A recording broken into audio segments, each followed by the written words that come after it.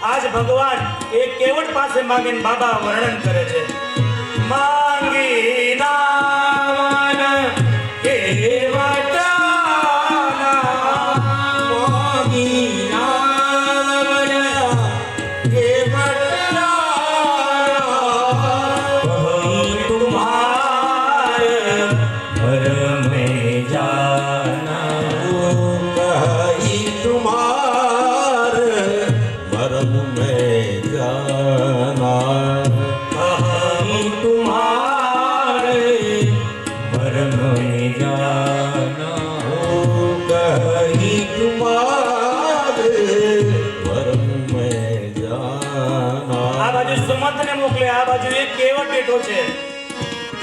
એક જ નાવ છે અને ભગવાન કઈ માંગી ભગવાન આજ માંગે છે કે ભાઈ મારે ગંગા પાર જાવું મને લઈ જાને પણ આ કેવટ બોલતો પણ નથી ઊભો પણ થતો નથી આનામાં ભય પણ નથી આનામાં લોભ પણ નથી લોભો તો પૂછે કેટલા પૈસા આપશો ચાલો મૂકી જાઓ પણ કેવટ કહે છે કે હું તમને ગંગા પાર ને લઈ જાઉં કારણ કે તમારા પગની અંદર કૌતુક છે તમારો પગનો સ્પર્શ થાય તો ઋષિ પત્ની ઉત્પન્ન થાય છે આ તો લાકડાની છે એમાં પાણી મારીને પોચી થઈ ગઈ છે આ જો ઋષિ પત્ની ઉત્પન્ન થાય તો મહારાજ અમે તો પરેશાનીમાં મુકાઈ જઈએ બિલની સ્ત્રી હોય તો કદાચ સાથે રાખીએ પણ ખરા પણ ઋષિ પત્ની હોય તો અમને સ્પર્શ ન કરે અમારે એને ભોજન લાવી દેવું પડે સીધો આપવો પડે એને અલગથી ઝૂંપડું બનાવી દેવું પડે એમાં જો એને સ્પર્શ થઈ ગયો તો શ્રાપ આપે મારે આવો ધંધો તો કરવો જ નથી મહારાજ આના ઉપર તો મારું ઘર ચાલે છે તમે કહો મને પગ ધોઈ દો અને જો આવું ન કરવું હોય તો ગંગા કિનારે જતા જાવ ધીમે ધીમે પણ સાંભળો મને ખબર છે કે તમને તરતા નથી આવડતું તમને તો તારતા આવડે છે પરમાત્મા આપ જો કહો અને સાંભળો પાછા તમને એમ લાગે કે આ અત્યારે બોલે છે અને પાછો ગંગા પાર કરી માંગશે સાંભળજો તમારા સોગંદ અને તમારા પિતાજીના સોગંદ જ્યાં આવું બોલ્યું તો લક્ષ્મણજીએ તીર ખેંચ્યું કે આ ક્યારનો અડધું તીર ખેંચ્યું તા કેવટ કે એક તો માંગવું અને હથિયાર બતાવવા આ કયો ધર્મ છે અને કદાચ મારે તો વાંધો નહીં કારણ કે એ શેષનાગ છે ગંગાજીનું એક ટીપું મુખમાં જાય તો એને મુક્તિ મળે હું ગંગા કિનારે છું અને પ્રભુ મને ખાતરી છે કે તમે કરુણા નિધાન છો કદાચ મને મારશે મારું મૃત્યુ થાય તો તમે મારી નનામી પણ તમારે મને ખંદો દેવો પડશે લક્ષ્મણે બાણ પાછું નાખ્યું અને મરાય નહીં આ 12મું 13મું કરાવશે લક્ષ્મણ એટલે કાળ કાળનું બાણ પાછું નાખી દે ભક્તિની તાકાત છે સાહેબ ભગવાનને કેવું પડ્યું કેવટ ધોયા પત્નીને લાવી કેવટ ભગવાનના પગ ધોવે છે પગ ધોવે ભગવાન હસા આવું કીધું છે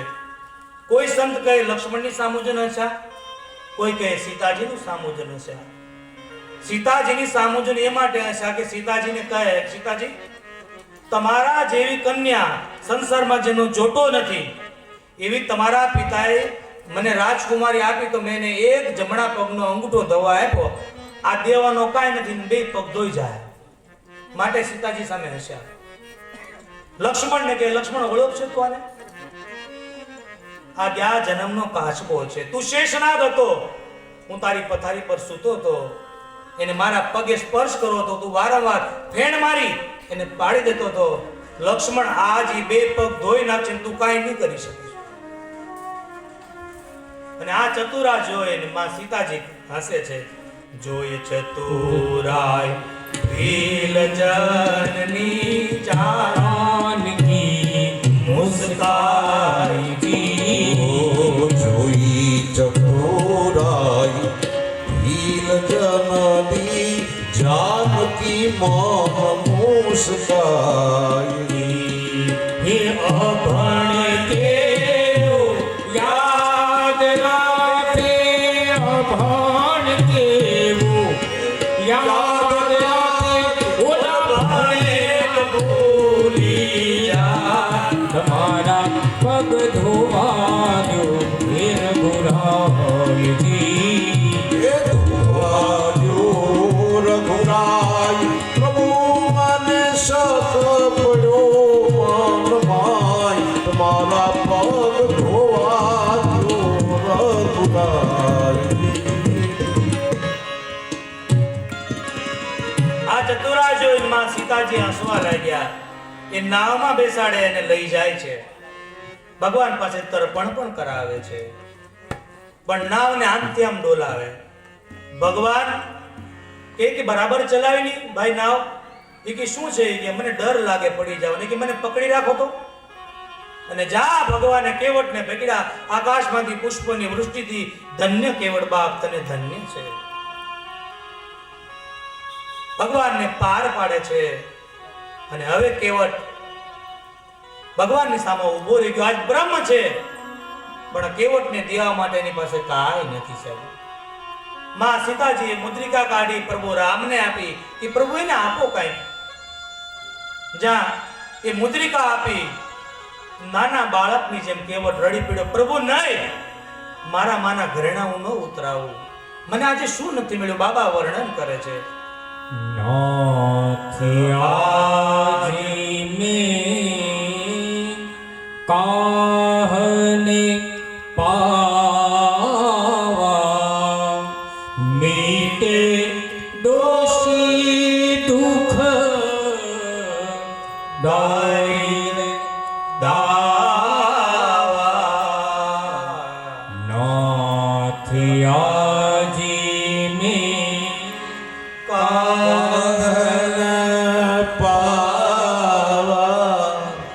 પ્રભુ આજ મને શું નથી મળ્યું? હું આ ગંગાનો ખારવો અને તમે જન્મ જન્મના ભવના ખારવા. આજે ઉતરાય લેતો નથી, પણ તમે જ્યારે હું ત્યાં આવું ત્યારે તમે મારો બેડો પાર કરજો. બહુ માંગ્યું ત્યારે કે કાંઈ જોતું નથી, પાછા આવો ને ત્યારે દર્શન દેજો. અને કીધું બાપ કેવટ તું પાછો જા હવે. અને જા કીધું. કેવટ રડી પડ્યો કે હવે ક્યાં જાઓ? कहु कहात जी शरण तुम्हारे जाओ. હવે ક્યાં જાઓ પ્રભુ? कहात जी શરણ તિમારે. ताको नाम पतिते पावन जगे कहियती दीन प्यारे. जाओ કહાતરી શરણ તુમ્હારે. ક્યાં જાઓ પ્રભુ? કહે તારે તો પરિવાર છે, જા બાપ. રડતી આંખે કેવટ પાછો જાય છે. અત્યારે